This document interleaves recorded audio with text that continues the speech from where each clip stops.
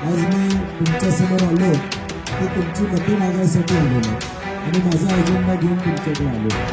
आज लोकशाही टिकवायची असेल तर मताचा अधिकार आपला अबाधित राहिला.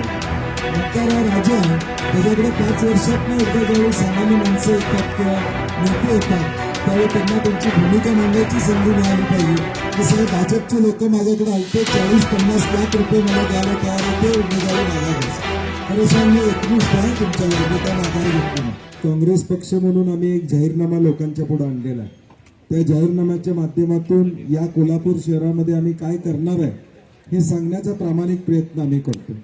कोल्हापुरातले रस्ते असतील, कोल्हापुरामध्ये रोजगार वाढीसाठी IT पार्क करण्याची संकल्पना असेल किंवा उद्याच्या भविष्यकाळातली जी पिढी आहे त्या पिढीला अनुसरून ट्रॅफिकचं नियोजन असेल, पार्किंगची व्यवस्था असेल, या सगळ्या गोष्टी उद्याच्या भविष्यकाळात आम्ही करणार आहोत. हा जाहीरनामा आम्ही आपल्यासमोर आणले. आज मी तुमच्यासमोर आलो ते तुमची मतं मागायसाठी आलेलो आहे आणि माझा अजेंडा घेऊन तुमच्याकडे आलेलो आहे. आज लोकशाही टिकवायची असेल तर मताचा अधिकार आपला अबाधित राहिला पाहिजे. आज सध्या काय चालू आहे, भाजप शिवसेनेचं 100 नगरसेवक बिनविरोध निवडून आले महापालिकेमध्ये, महाराष्ट्रामध्ये. म्हणजे मताचा अधिकारच राहिलेला नाही.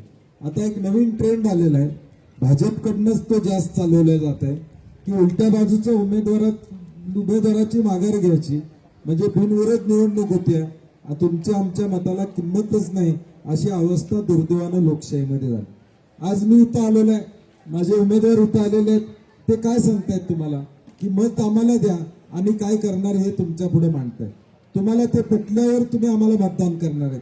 ही लोकशाहीची प्रक्रिया आहे, ती लोकशाहीची प्रक्रिया टिकली पाहिजे. मतदार हा राजा आहे, त्याच्याकडे 5 वर्षात एकदा ज्यावेळी सामान्य माणसं येतात किंवा नेते येतात त्यावेळी त्यांना त्यांची भूमिका मांडायची संधी मिळाली पाहिजे. तुम्हाला तुमचं म्हणणं मांडायची संधी मिळाली पाहिजे. परंतु दुर्दैवाने ही प्रोसेसच आता चव्हाणसाहेब लोकशाहीमधली बंद होणार आहे. प्रोसेसच बंद होणार आहे.